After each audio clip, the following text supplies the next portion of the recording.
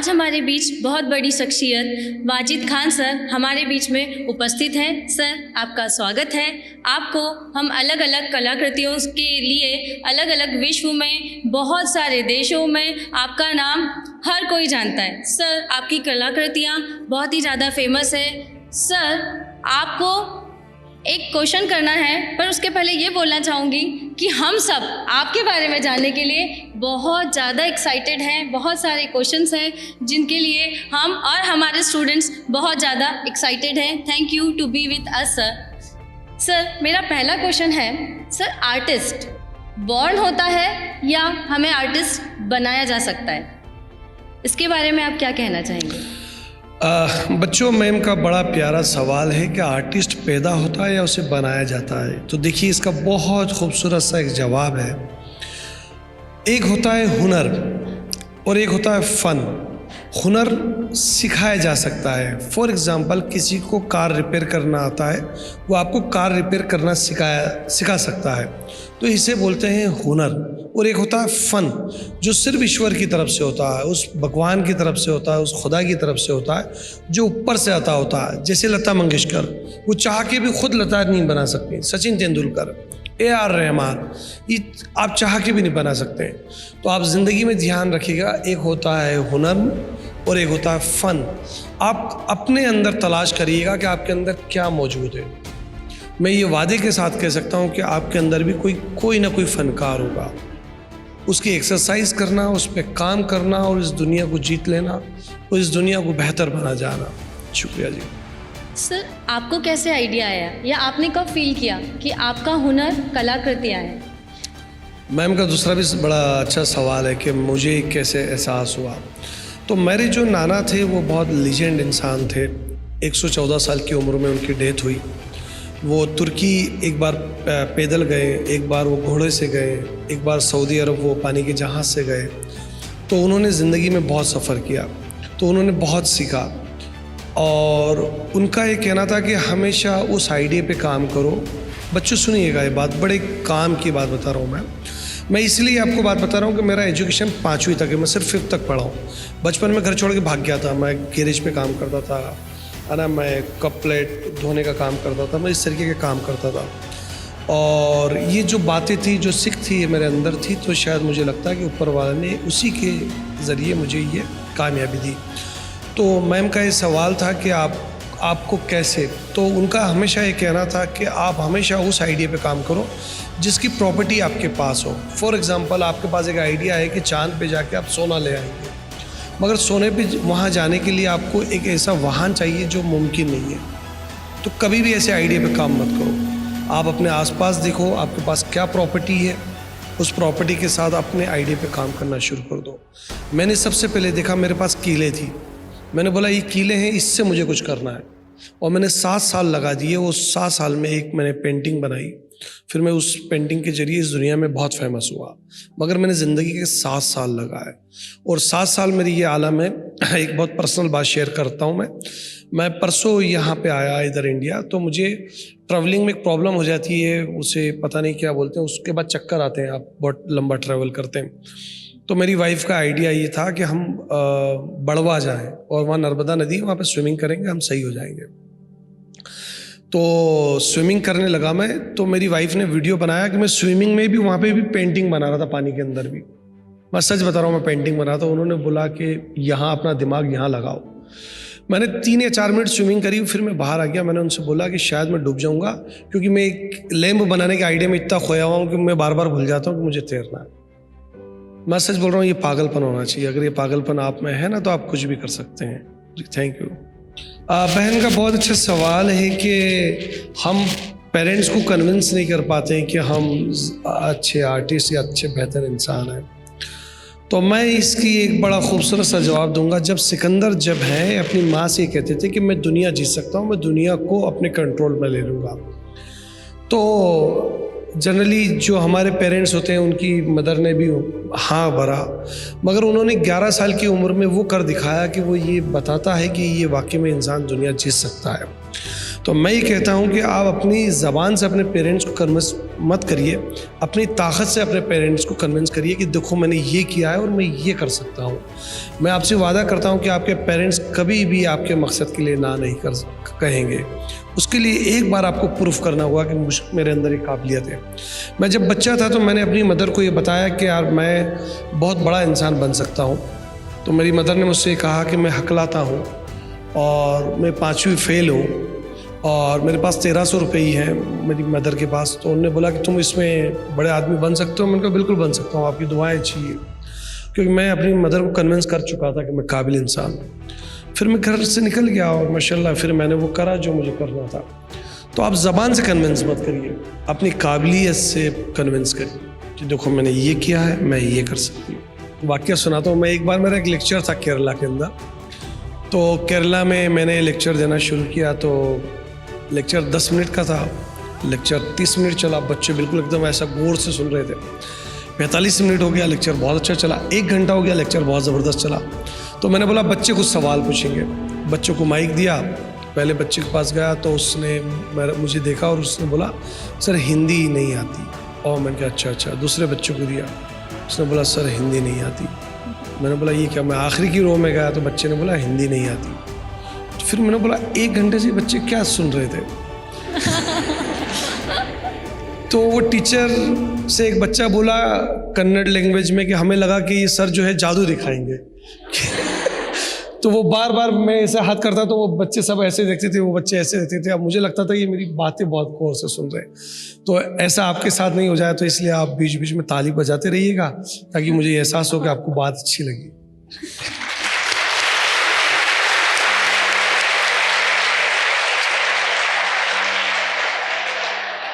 Sir being a teacher I personally feel कि जो बच्चे हैं आजकल दिखावे की दुनिया में बहुत जी रहे हैं। जो उनकी रियलिटी है वो छुपते जा रही है। बच्चे सोशल मीडिया, सोशल पेज, इनमें ही प्रॉपरली ऑक्यूपाई है। तो इन सब से बच्चों को कैसे बाहर लाया जाए? और सर आप सोशल मीडिया का कितना यूज़ करते हैं? बच्चों बहुत अच्छा एक सवाल है मैम का कि सोशल मीडिया से दूर रहना चाहिए। देखिए मैं आपको झूठ नहीं बोलूँगा, मेरे 2 यहाँ साथी गवाह हैं, अनस भाई हैं, कौशल साहब हैं।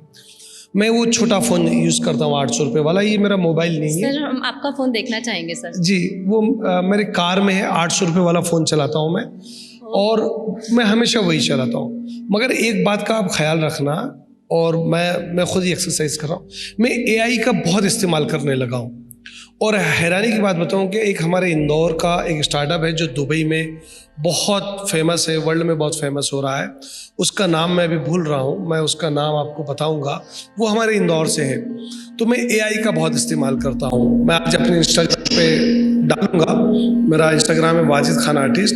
तो आप वो AI का इस्तेमाल करें अपने ड्राइंग में, अपनी काबिलियत में, अपने आप को फाइन करने के लिए। मुझे पहले लगता था कि AI कुछ नहीं है, वक्त ज़ाया है, AI से क्या होगा। भाई मुझे पता चला कि AI तो हमारे दिमाग को ओपन कर देता है। वो हमारे नेक्स्ट लेवल की जनरेशन है। तो आप AI का इस्तेमाल करें अपने एजुकेशन के लिए, अपने डिज़ाइन के लिए, अपने सेंस के लिए। कमाल की नेक्स्ट वो एक दुनिया है। सर मेरा एक सवाल था कि आपने अपने माता पिता को कैसे कन्विंस किया कि आप इस फील्ड में ही आगे बढ़ेंगे? मैं देखिए मैं घर से गया ज़रूर था कि मेरी जिस फैमिली से बैकग्राउंड रखता हूँ मैं, वहाँ पे 85s के अंदर एक बड़ा रंगीन टीवी यूरोप से सऊदी से इंपोर्ट किया गया था, VCR था। 85 के अंदर हमारे घर में वीडियो गेम आ गया था, रिमोट वाली कारें थी। तो जब वो ख़राब हो जाती थी तो उसे रिपेयर में ही करता था। तो मेरी फैमिली को ये तो पता चल गया था कि ये बंदा बहुत एक्स्ट्रा ऑर्डिनरी है। तो एक बार का वाक़या है कि मेरी आंटी से एक सोनी का रिकॉर्डर था, वो गलती से गिर गया और टूट गया। तो वो एकदम डर गई। तो मैंने उनसे बोला डोंट वरी, मैं इसे रिपेयर कर दूँगा। तो मैंने अपने किचन के जो चाकू था इन सब से उसे खोला, पूरा रिपेयर करा, उसे इंस्टॉल कर दिया। तो पूरी फैमिली बहुत हैरान थी और मुझे ये लगता था कि मैंने नॉर्मल काम किया। तो वहाँ से मेरी मदर को ये यकीन हो गया था कि मैं एक्स्ट्रा ऑर्डिनरी हूँ, मैं कुछ कर सकता हूँ। जी सर सक्सेस, जैसे कोई चाहता है मैं डॉक्टर बनूंगा, मैं इंजीनियर बनूंगा, तो सक्सेस का क्या हमें वो मिलने के बाद हमारी लाइफ स्टॉप हो जाती है? हमें आगे कैसे बढ़ना चाहिए? उसके बारे में आपका क्या विचार है? बच्चों, ये बहुत अच्छा सवाल है, बहुत गौर से सुनिएगा। मैम का ये कहना है कि कामयाबी क्या है, पैसा है, शोहरत है। तो बच्चों, ये दोनों कामयाबी नहीं है। कभी भी पैसे से कामयाबी नहीं आंकी जाती है, कभी भी शोहरत से इंसान की काबिलियत नहीं आंकी जाती है।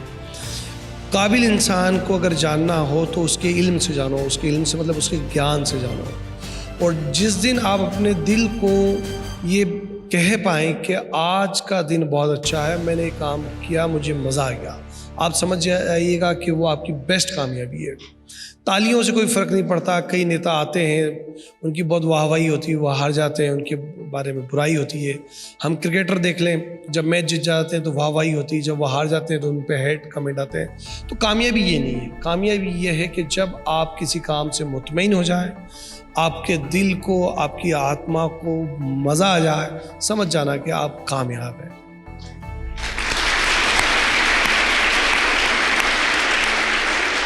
Any students wants to ask any question to sir? मेरा नाम प्रिंस आर्य है और मैं क्लास 11th हूँ। सर, मैंने आपकी बहुत सारी पोर्ट्रेट देखी और सारी आर्ट्स देखी। आप बिना मार्किंग के पोर्ट्रेट्स बना लेते हैं, तो मैं उस टाइप से कैसे परफेक्शन कर सकता हूँ उस चीज़ में? बिना मार्किंग के पोर्ट्रेट कैसे बनाऊँ? देखिए, आपका बड़ा अच्छा सवाल है कि बगैर मार्किंग के कैसे पोर्ट्रेट बनाया जा सकता है। ये बहुत सिंपल है, सिर्फ ये प्रैक्टिस है, सिर्फ प्रैक्टिस है। आपको बताऊँ, मैं तो कुछ भी नहीं हूँ। मैंने ऐसे तीरंदाज देखे जिनकी आंखों पे पट्टियाँ बांध दी जाती है, वो साउंड सुनते हैं और निशाना लगाते हैं, परफेक्ट लगता है। तो ये सिर्फ प्रैक्टिस है। तो प्रैक्टिस आपको परफेक्ट बनाती है। तो ये मुझे लगता है कि ये सिर्फ प्रैक्टिस है, इसमें कोई रूहानी कोई ऐसी बात नहीं है इसमें। जी, शुक्रिया बहुत बहुत, thank you. Any more students? Anyone else? Okay. हाँ, जो बच्चे सवाल पूछना चाहते हैं वो सब आगे एक रो में आ जाइए, ताकि बहुत जल्दी हम सवाल। जी, आपसे ये क्वेश्चन है कि आप एक आर्टिस्ट हो, तो आप अपने इमोशंस, जो एक आर्टिस्ट के होते हैं, आप उसे अपने आर्ट में कैसे डाल पाते हैं? अरे वाह, आपका सवाल ये है कि इमोशनल आर्ट के अंदर कैसे डाले जा सकते हैं। बिल्कुल, देखिए, आर्टिस्ट बहुत संजीदा होता है, बहुत इमोशनल होता है ना।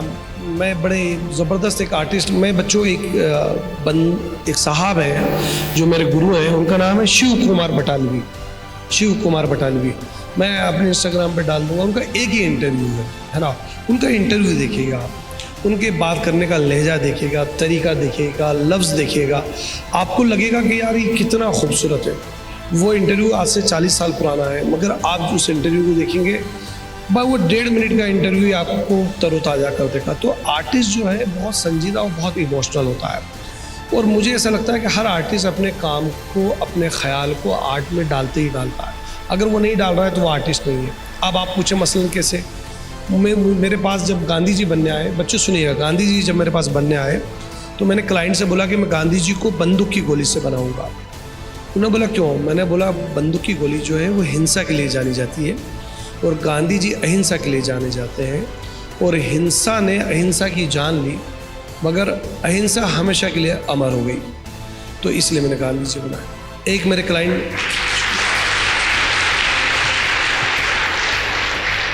क्लाइंट ने बोला कि उन्हें एक घोड़ा बनवाना है, तो मैंने बोला मैं कार के इंजन से बनाऊंगा। उन्होंने बोला क्यों? मैंने क्योंकि कार का इंजन हॉर्स पावर के लिए जाना चाहता है, तो मैंने इसलिए हॉर्स पावर से कार का इंजन को बनाया। तो आप जो है, सरदार वल्लभ भाई पटेल जब मैंने बनाए तो मैंने, वो लोहा पुरुष है इसलिए मैंने उन्हें लोहा से बनाया। अलग अलग सामान को मैंने यूनाइटेड किया क्योंकि उन्होंने इस देश को यूनाइटेड किया और इस देश में उनकी शेडो नज़र आती है, इसलिए मैंने उनका वो शेडो आर्ट बनाया। तो आप जब भी कोई बनाएं तो फिलोसफिकल एक वजह हो उसकी कि आप क्यों बना रहे हैं। ऐसे काम 2 तरीके से मिलते हैं, आप मेरी बात याद रखिएगा। आप किसी भी फील्ड में जाएं, एक होता है आप जो चाहते हैं वो, और एक होता है जो सामने वाला चाहता है वो। मैं हमेशा वो काम करता हूँ जो मैं चाहता हूँ। मैं क्लाइंट से पहले ही कहता हूँ कि मैं ये बनाना चाहता हूँ, इस तरीके से बनाना चाहता हूँ, आपको मंजूर है? वो बोले मंजूर है, तो फिर मैं काम शुरू करता हूँ। जी, शुक्रिया मैम।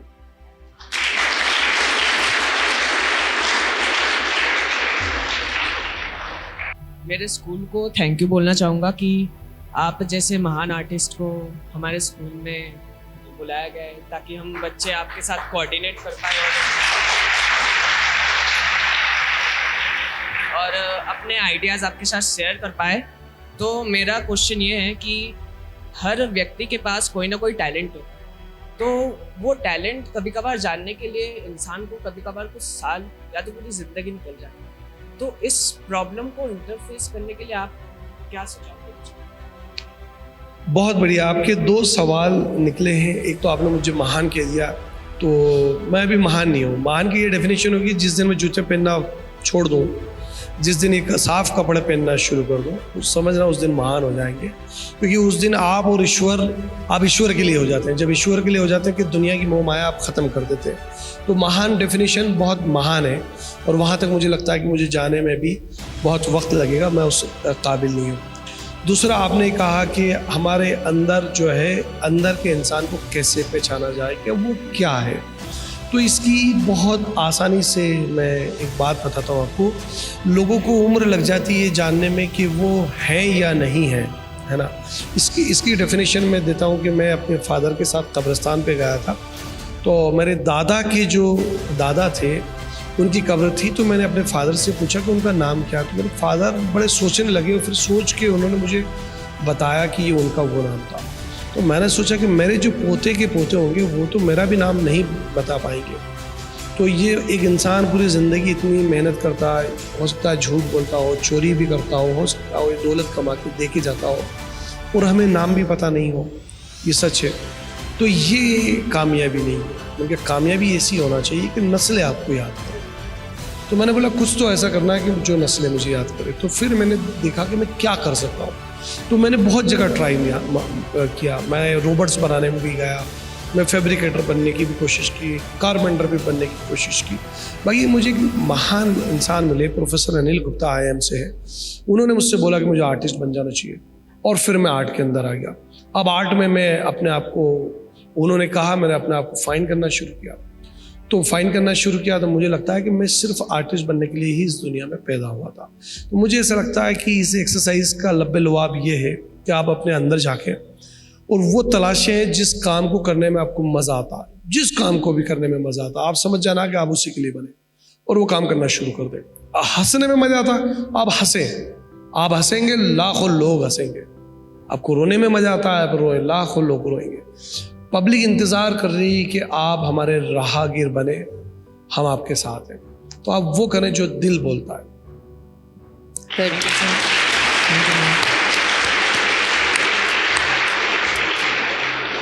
अब इसका एक बच्चे ने अलग ही मतलब निकाल लिया था। उस बच्चे ने मतलब निकाल लिया था कि मुझे किसी के सर पे अंडे फोड़ने में बहुत मज़ा आता है। तो मैं इस बात को फिर अपनी दोहराता हूँ कि वो काम करें जिस काम में करने में आपको मज़ा आता हो, जिससे ईश्वर राजी हो, जिससे ये दुनिया बेहतर बन सके, वो काम करो आप।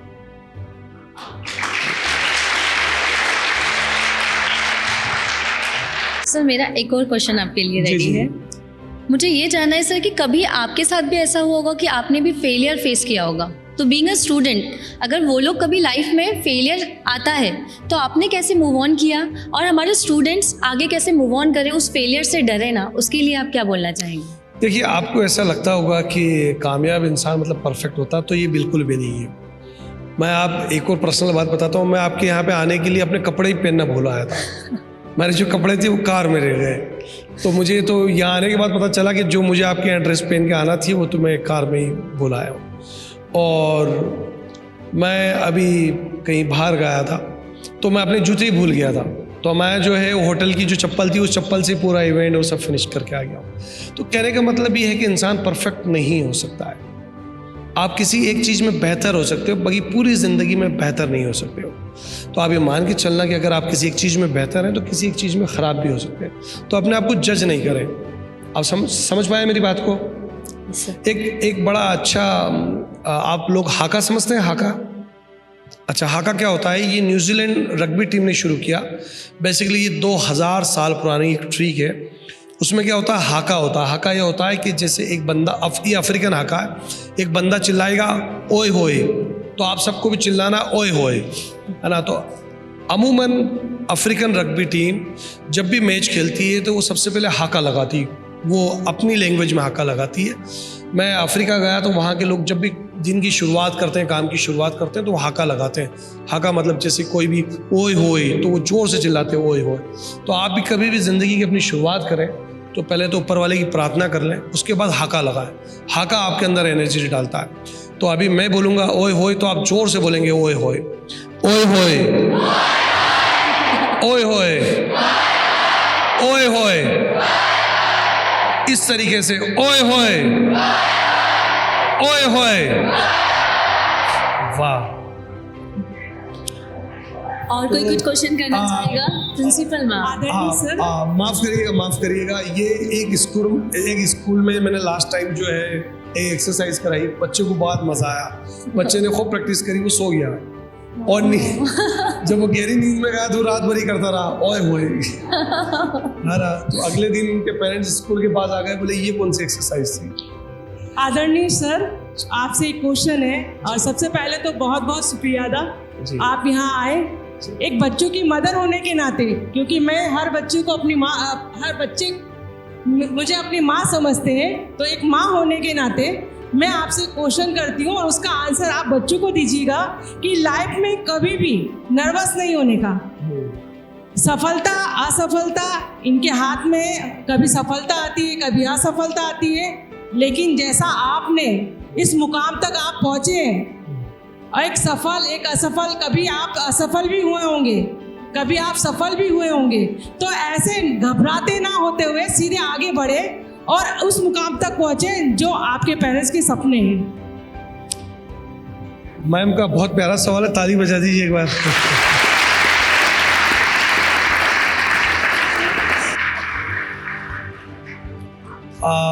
मैम बहुत बहुत शुक्रिया, आपने बड़ा गहरा सवाल पूछा।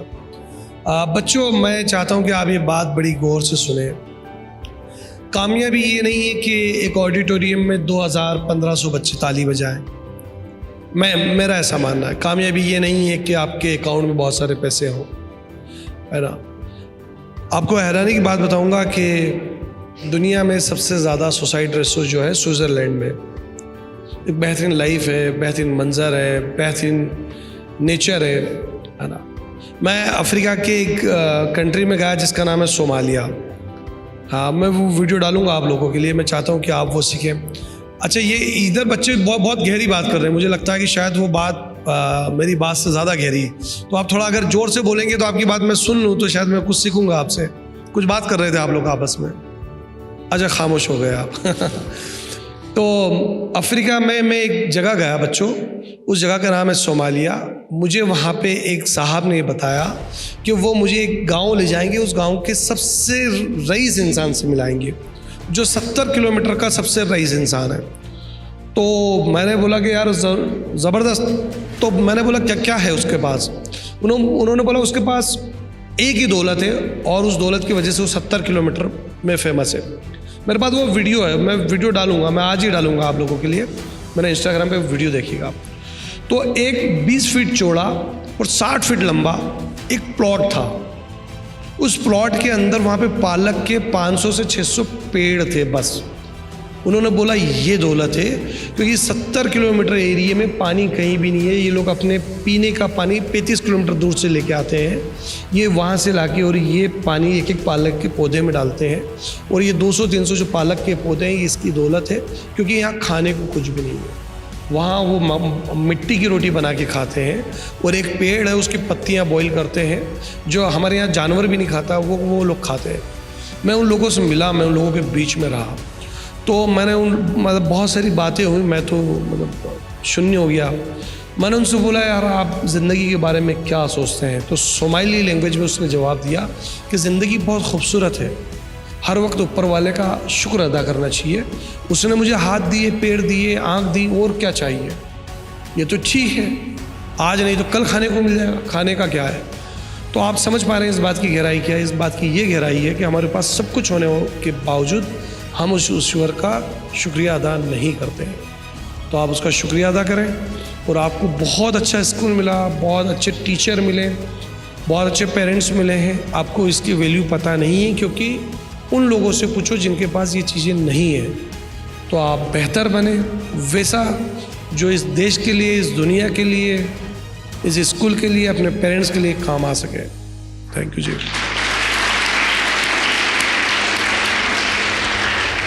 सर, स्टूडेंट्स कभी कभी अपनी राह से भटक जाते हैं। क्या आपके साथ कभी ऐसा हुआ कि आपको सक्सेस मिली और आप अपनी राह से भटके? आपने कैसे खुद को संभाला? मैं समझता हूँ कि इंसान की फितरत है भटकना। वो भटक जाता है जब उसे सब कुछ मिलता है और एक छोटा सा मोबाइल नहीं मिलता तो वो भटक जाता है। मुझे लगता है कि सब कुछ मिलता है, एक घर के अंदर एसी कुछ दिन के लिए ख़राब हो जाता है तब वो भटक जाता है। मुझे ऐसा लगता है कि जब बेहतर लोग मिलते हैं उनको समझने में वो भटक जाता है। इंसान की फितरत है भटकना। एक बड़े फ़िलासफ़र सुकरात ने कहा कि मेरे अंदर भी उतना ही बड़ा जानवर है। ये वाक़या तो शायद आपने सुना होगा, नहीं सुना होगा तो मैं आपको सुनाता हूँ कि सुकरात जो है अपने आश्रम में बैठे थे। सुकरात जो है ग्रीस के एक बड़े महान फ़िलासफ़र रहे, तो अपने आश्रम में बैठे हुए थे। बच्चों, बड़ी अच्छी बात बता रहा हूँ, आप इस बात को गौर से, यहाँ कुछ भी नहीं हो रहा है, सिर्फ आप मेरी इस बात पे गौर करें और कहीं मत देखें। यहाँ पे कैमरा है, कैमरा मूवमेंट होता रहेगा, बाकी ये जो बात है ये बात मूवमेंट नहीं होना चाहिए, ये मोमेंट मिस नहीं होना चाहिए। सुकरात अपने आश्रम में बैठे हुए थे और उस आश्रम में मैं गया। जब मैं गया तो मुझे पता चला कि वो सुकरात क्या थे। अपने आश्रम में थे तो उनके शिष्य आके बोलता कि हमारे शहर में एक इतने बड़े फिलोसोफर, एक इंसान आए हैं जो इंसान को देख के समझ जाते हैं कि उसके अंदर क्या चल रहा है, उसकी असलियत बता देते हैं। सुकरात बोलते हैं अच्छा। सुकरात फिर अपने काम में लग जाते हैं। दूसरे दिन फिर एक साहब आके बोलते हैं कि एक शहर में एक ऐसे इंसान आए कि वो देख के अंदर बोल देते हैं कि आपके अंदर क्या है, सच्चाई बता देते हैं। सुकरात बोलते हैं अच्छा। तीसरे दिन वो साहब खुद सुकरात के पास आ जाते हैं, तो उनके शिष्य इंट्रोड्यूस करते हैं कि ये वो साहब हैं जो अंदर देख के बता देते हैं कि आपके अंदर क्या चल रहा है, आपकी असलियत बता देते हैं। सुकरात हाथ जोड़ते हैं, बोलते हैं कि मेरे बारे में भी कुछ फरमाइए। तो वो बोलते हैं कि तुम चोर और झूठे और मक्कार और बदकार इंसान हो। तो सुकरात के जो शिष्य थे वो फ़ौरन गुस्सा हो जाते हैं, चाकू निकाल लेते हैं और कत्ल करने लग जाते हैं। सुकरात बोलते हैं कि रुक जाओ। उनका एक शिष्य बोलता है कि मैं बचपन से सुकरात को जान रहा हूँ, उन्होंने कभी आज तक झूठ नहीं बोला, उन्होंने कभी क्रोध नहीं करा, तुमने कैसे इल्ज़ाम लगा दिया? सुकरात उनका हाथ जोड़ के कहते हैं कि आपने सच बोला, ये सब है मेरे अंदर, मगर कभी जीवन में मैंने इसे बाहर नहीं आने दिया। मेरा झूठा इंसान को मैंने बाहर नहीं आने सर, हमारा एक स्टूडेंट आपसे कुछ पूछना चाहता है। जी, आपका अगला सवाल। सर, हमारा स्टूडेंट मुझे लगता है कि मैं आपके सवालों का ईमानदारी से जवाब दे पा रहा हूँ। मैं दे पा रहा हूँ? बिल्कुल सर। ओए होए, ओए होए, ओए होए। अच्छा, जब पहली बार मैं अफ्रीका गया, एक स्कूल में लेक्चर के लिए गया, बच्चों ने ओए होए बोला, मैं भाग गया क्योंकि सब ने जब घोंसा निकाला मेरे सामने तो मुझे ऐसा लग रहा था कि मारेंगे और कुछ गड़बड़ हो गई। फिर उन्होंने मुझे बताया कि यहाँ का हाका है और ये 3000-4000 साल से यूज़ किया जाता है, और बहादुर जो सैनिक हुआ करते थे ये उनका हाका होता है। तो आपने ये मूवी देखी होगी 300 या ग्लैडिएटर वगैरह वगैरह, तो उसमें हाका देखा होगा, सैनिक जो है वो हाका लगाते हैं। तो ये हाका जो है हमारे अंदर का जो इंसान है उसे ज़िंदा करता है। तो ये आप हाका रोज़ एक्सरसाइज करें आप। सर, आपने बोला जैसे कि आपको फर्स्ट नेल आर्ट बनाने में 7 इयर्स लग गए, तो सर आपके पास इतना पैशंस और इतना कॉन्फिडेंस कैसे आया कि आप बना लेंगे? हमें इस बार तो कितना पैशंस नहीं रहता है कि हम बना लेंगे, छोड़ो यार हमसे नहीं बन रहा है। आपके पास इतना पैशंस कैसे, और हम पैशंस को कैसे बिल्डअप करें? बहुत बढ़िया। तो मेरे नाना के बारे में मैंने बताया, तो उन्होंने जो है ना अपने एक दरवाजे का जो नाम है ना वो सिकंदर आज़म रखा हुआ था। सिकंदर आज़म नाम रखा हुआ था। तो सिकंदर, जिसे हम अलेक्जेंडर बोलते हैं, जो ग्रीस का राजा था जिसने दुनिया जीती है, उनके नाम से लिखा हुआ था। तो मेरे नाना अक्सर कहानियाँ सुनाते हैं। तो मेरे नाना ये बताते थे कि वो जब दुनिया जीतने निकले तो पहली लड़ाई में उन्हें इतनी दौलत मिल गई थी कि वो तमाम उम्र ऐशो आराम से गुजार सकते थे, मगर उन्हें एक जुनून था कि मैं इस दुनिया को जीतूं और दुनिया मेरे नाम से जानी जाए। तो जब वो एक इंसान रेगिस्तान से बर्फ़ से रेगिस्तान, हाथी से घोड़े, घोड़े से पैदल और पैदल से मच्छर तक का सफ़र करता है, तो मेरे पास तो कीले ही थी है ना। मेरे पास तो किले थी और 7 साल मुझे लगता है कि 7 घंटे की बरोबरी था, है ना। इंसानों को हज़ारों साल लग गए इन्वेंशन करने में, तब जिंदगी में इन्वेंट कर पाते हैं। तो मेरे हिसाब से तो मैंने एक बहुत छोटा सा काम किया। और मुझे लगता है कि आर्ट आप नहीं बनाते, आप कभी भी आर्ट नहीं बनाते, आर्ट आपको बनाता है। तो वो जो आर्ट है उसने मुझे बनाया है। Thank you sir. सर हमारे एक मैम भी आपसे कुछ पूछना चाहेंगे। पहले तो आपका बहुत बहुत शुक्रिया कि आप हमारे बीच रूबरू हुए। क्वेश्चन है, आपने जो बताया कि लक्ष्य के प्रति एक लक्ष्य अपना बनाकर चलना है, तो मैं हमारे बच्चों के 70% ऐसे बच्चे हैं जिनका लक्ष्य अनस्टेबल रहता है। आज फॉर एग्जांपल, जैसे कि आज आप हमारे सामने बैठे हैं, तो आज कई बच्चे जो आपको जानते हैं और कई बच्चे ऐसे हैं जो आपको आज गूगल करेंगे और आपके ही जैसा बनना चाहेंगे। अभी बीच में हमारे आईपीएस ऑफिसर वरुण सर आए थे, तो उनको आईपीएस बनना है। अगर डॉक्टर होते तो डॉक्टर बनने की इच्छा होती, इंजीनियर है तो इंजीनियर बनने की इच्छा होती। अनस्टेबल है। तो मेरा ये क्वेश्चन है सर कि आपने जैसे अपना लक्ष्य निर्धारित किया है, वैसे ही कुछ आप हमारे बच्चों को बताएं कि स्टेबल अपना लक्ष्य कैसे बनाना है, कहाँ तक अचीव करके आपको पहुँचना है।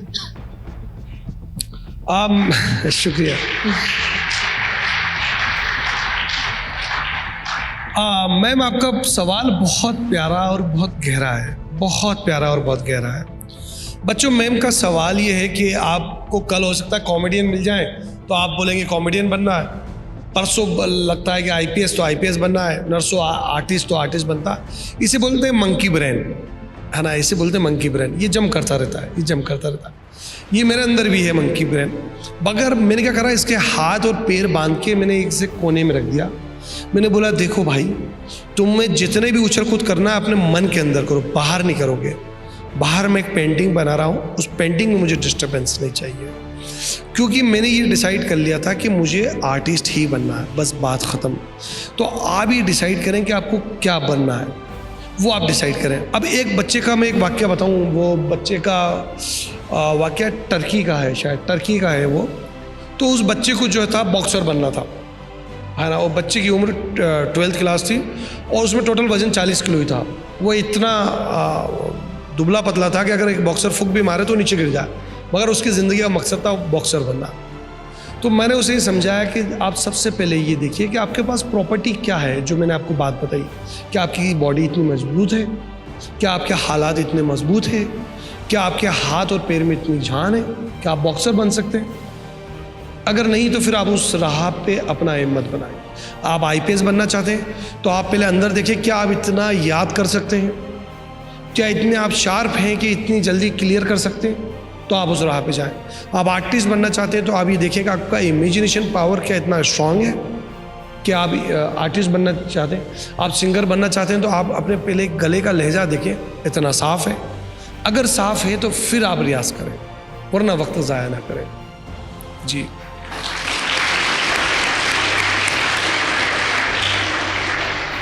नमस्कार सर। नमस्ते। मेरा क्वेश्चन बच्चों की तरफ से तो नहीं है, टीचर की तरफ से है। मेरा ये मानना है कि आज आप इस विश्व के मंच पर जो विराजित हैं, इसके पीछे ज़रूर आपके गुरु की भूमिका अहम रही होगी। एज ए टीचर मैं आपसे ये पूछना चाहती हूँ कि हम भी चाहते हैं कि हमारा हर बच्चा अर्जुन बने। वाह वाह वाह। तो आप ये बताइए कि आपकी सक्सेस में टीचर का क्या रोल है और हमको क्या करना है कि हमारा हर बच्चा आपकी तरह, अर्जुन की तरह, सचिन तेंदुलकर की तरह कुछ बन पाए। वाह वाह वाह, बहुत खूब, बहुत प्यारा सवाल है।